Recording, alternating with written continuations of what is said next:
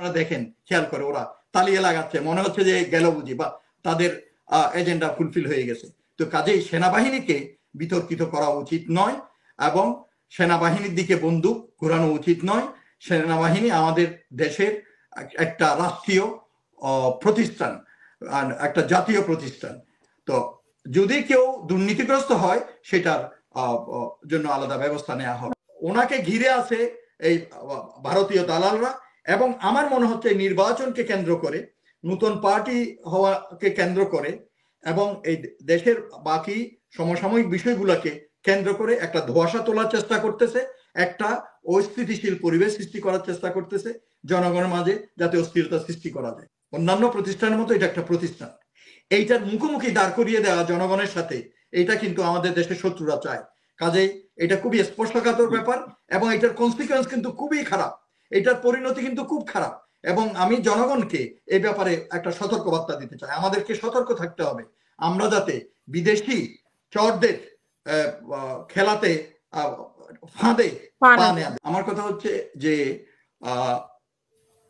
এই জুলাই বিপ্লবে যে ওদের একটা শেষ দিকে হলেও এখন অত তফসরা না করে, অত ইনভেস্টিগেশন না করে, আমরা বল না বিতি তুমি কি, তোমার ফলে পরিচয়, আপনি আমাকে প্রমাণ করবেন কিভাবে? আমার মনের ভিতরে, আমার দিলের ভিতরে কি আছে আপনি তো জানেন না, আমার কাজ থেকে আপনি প্রমাণ করবেন। তো এই পর্যন্ত যে কাজগুলো করেছে এর ভিতরে কিছু ত্রুটি আছে, এগুলো সরকারের কাছে, এই সরকার হোক সামনের সরকার হোক, এর কাছে যারা দুর্নীতিগ্রস্ত, আমি সেনাবাহিনীর কথাই বলছি, যারা ওরা জবাবদিহি করবে, আইনের আওতায় এদেরকে নেবে, এটা অন্য বিষয়। আমি শুধু বলতে চাচ্ছি প্রতিষ্ঠান হিসাবে সেনাবাহিনীকে জনগণের থেকে, জনগণের যে একটা আস্থা এবং সম্মানের জায়গায় আছে সেনাবাহিনী বা ইন্ডিয়াকে সশস্ত্র বাহিনী, তাদের সাথে জনগণের একটা বিভাজন তৈরি করা, একটা দূরত্ব সৃষ্টি করা, এই সম্মানের জায়গাটা নষ্ট করা, তারপর সেনাবাহিনীর ভিতরে সার্ভিং এবং রিটায়ার্ড যারা আছে তাদের ভিতরে একটা বিভাজন তৈরি করা, এই জিনিসটা বাংলাদেশ আর্মির ইন্টিগ্রিটিটাকে নষ্ট করার জন্য, ডিসইন্টিগ্রেট করার জন্য আমাদের দেশের যারা শত্রু তারা কিন্তু নিরন্তর চেষ্টা করে যাচ্ছে এবং তাদেরকে সহযোগিতা করার জন্য আমাদের দেশে এখন আরো বেশি লোক আছে, আওয়ামী লীগের দোসররা আছে, তারপর বিদেশি গোয়েন্দা সংস্থার লোকজন আছে, তারপর আওয়ামী লীগের লোকজন বিভিন্ন জায়গায় যে বসাই গেছে ওরা,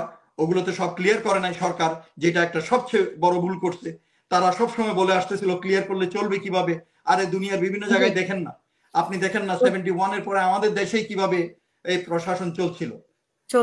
অনেক ধন্যবাদ ব্রিগেডিয়ার জেনারেল রুকনউদ্দিন, আমি শুনবো আপনাকে আবারও, শেষ করবেন। আমি এই কথাটা শেষ করি।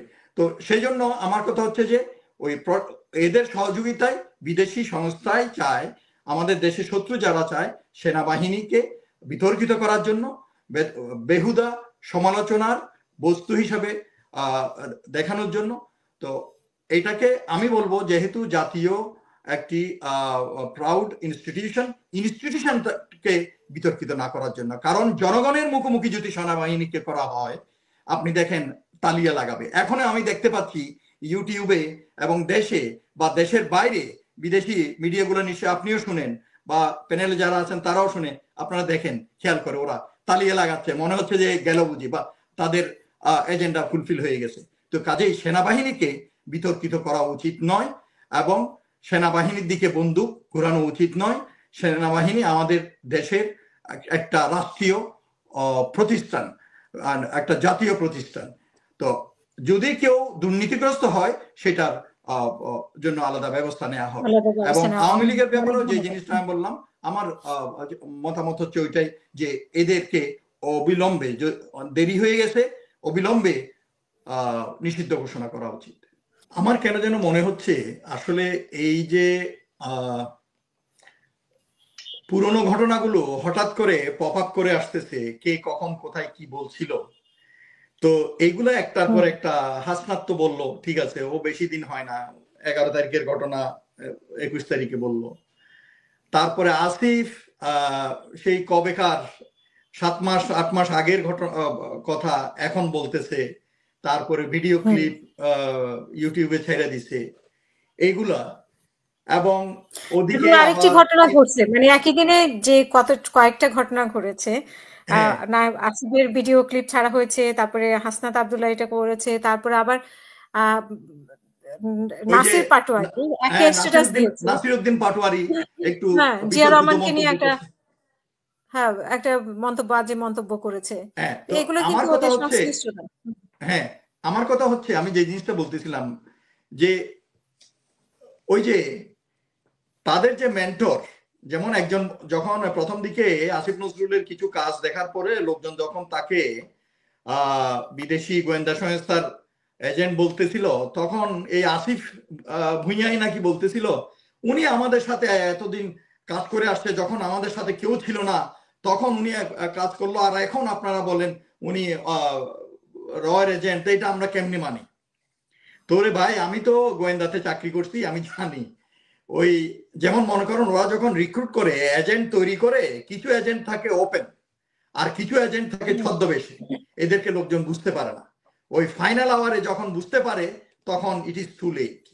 তো এই ধরনের কিছু এই ছদ্মবেশেও আমাদের এই ভারতের দালাল আছে, আমাদের দেশের শত্রুরা আছে, কাজ করতেছে, এবং এদের জন্যই ডক্টর ইউনূস ওনার এজেন্ডা অনুযায়ী তো কাজ করতেছে। আমরা তো এটার প্রতিফলন দেখতে পাচ্ছি। আপনি এই যে রমজানের বাজার দেখেন, অর্থনীতির অবস্থা দেখেন, রিজার্ভের অবস্থা দেখেন, ধীর গতিতে হলেও আমাদেরকে সেই কুয়ার পার থেকে উনি টেনে আনছে। তো এইগুলো হচ্ছে বাস্তবতা। তো উনি ওনার কাজ করে যাচ্ছে, বাট ওনার সাথে যারা সহযোগিতা করার কথা, ওনারা তো কাজ জানে না। ওই যে উনি যেটা বললেন যে they don't know what to do. ওরা, এটা তো এনজিও না রে ভাই, এটা তো এনজিও না যে আপনি এনজিওতে একটা ম্যানেজার ছিলেন আর এখানে এসে একটা মন্ত্রণালয় চালাবেন। It's not that easy. তো সেই জন্য আবার আমি কাউকে আন্ডারমাইনও করছি না, কেউ যেন মনে কষ্ট না পায়। বাট আমি যে জিনিসটা বলতে চাচ্ছি যে ওনার সাথে ওনার টিমে যেসব লোক আছে এর ভিতরে ওনারা কাজ করার মতো লোক নাই, এবং ওনাদেরকে চালাচ্ছে ওই সচিবরা, ওই যে সিভিল প্রশাসনের যেসব আমলারা আছে তারাই চালাচ্ছে। তো কাজেই সেজন্য ওনারা এখন ওনাদের এজেন্ডাগুলো ঢুকানোর চেষ্টা করতেছে। প্রথম থেকে আপনি দেখেন বিভিন্ন সিলেকশন বিতর্কিত হয়ে গেল, অমুককে দিল, ফারুকিকে দিল, দেখা গেল যে তার ব্যাকগ্রাউন্ড কি আমরা সবাই জানি। একইভাবে বিভিন্ন জায়গায় পদায়ন করতেছে নতুন নতুন, সবগুলা বিতর্কিত, এবং এদেরকে সরানোর কোনো নড়াচড়া নাই। তো আমার কথা হচ্ছে যে আমরা তো বুঝতে পারতেছি, ওই যে সাকিব আলী যেটা বলতেছিলেন যে প্রথম আলো, ডেইলি স্টার প্রথম থেকেই তাদের লবি দিয়া বিভিন্ন জায়গায় ইনফ্লুয়েন্স করার চেষ্টা করতেছে। বাংলাদেশে এতগুলো লিডিং আছে, এই যে নুরুল কবিরকে ডাকলো অনেক পরে, চান্স দিছে অনেক পরে, সবার আগে ওনার ইন্টারভিউ করাইলো প্রধান উপদেষ্টা মতিউর রহমানকে দিয়ে, যেই নিউজ পেপার সবচেয়ে বিতর্কিত এবং ফেসিবাদের একবারে ক্লোজ সাপোর্ট দিয়ে গেছে।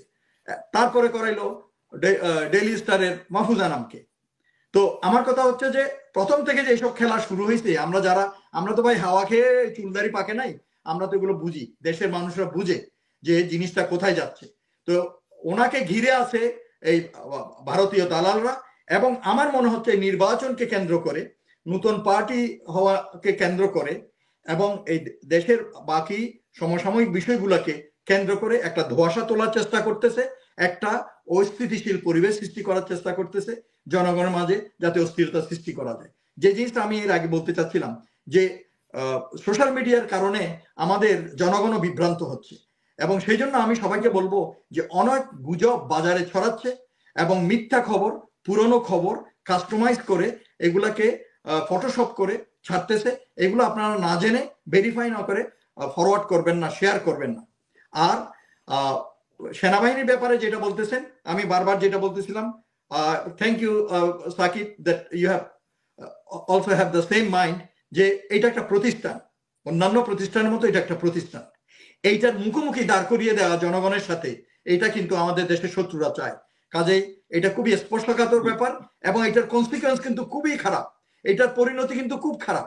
এবং আমি জনগণকে এই ব্যাপারে একটা সতর্কবার্তা দিতে চাই, আমাদেরকে সতর্ক থাকতে হবে, আমরা যাতে বিদেশি চরদের খেলাতে ফাঁদে পা না দেই, আমরা এটা থেকে বিরত থাকবো। এবং কোনো ব্যক্তি যদি কোনো ভুল করে তার বিচার হবে।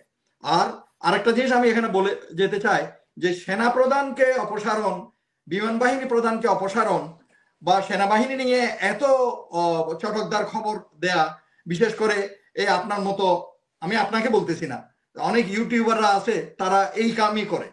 আপনি যখন খুলবেন দেখবেন যে ওখানে অন্য জিনিস কাস্টমাইজ করে দিছে ভিউ বাড়ানোর জন্য। তো আমার কথা হচ্ছে যে আপনারা বাংলাদেশের মানুষ, রাজাকি সাহেব যেটা বললেন যে ঠিক আছে বিদেশি শক্তি না হয় আপনাদের ইয়ে করতেছে, কিন্তু আপনারা কেন? আপনারা তো এই দেশের মানুষ, আপনারা এই দেশের হাওয়া বাতাস খেয়ে বড় হচ্ছেন, এই দেশে আপনার নিঃশ্বাস নিচ্ছেন, আপনার আপনার দেশ এটা, এইটার সাথে আপনি গাদ্দারি করেন কিভাবে? আপনি বিক্রি হয়ে যান কিভাবে? এই দেশের বিরুদ্ধে আপনি কথা বলেন কিভাবে? এই দেশের মানুষকে আপনি একটা অস্থিতিশীল পরিবেশের দিকে কেন, বিভ্রান্তির মাঝে কেন ঠেলে দিচ্ছেন? তো আমাদেরকে এই ব্যাপারে সবাই সতর্ক হতে হবে।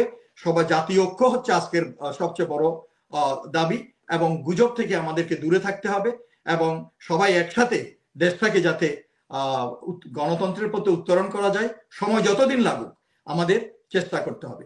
আর এই প্রেসার গ্রুপ ছাত্ররা আছে, ওরা যে দাবিগুলো করতেছে আমি এখানে অযৌক্তিক দাবি দেখতেছি না। যেমন এখন যে দাবি আওয়ামী লীগে নিষিদ্ধ করতে হবে, সবকিছুর আগে ডক্টর ইউনূসের উচিত এটাকে করতে হবে। এটা এক্সিকিউটিভ অর্ডারে হয় এবং এর আগে হয়েছে এই যে সেদিন সিরিয়াতে হলো, এক সপ্তাহের মাথায় ওই পার্টিকে করছে, বাদ পার্টিকে নিষিদ্ধ ঘোষণা করছে।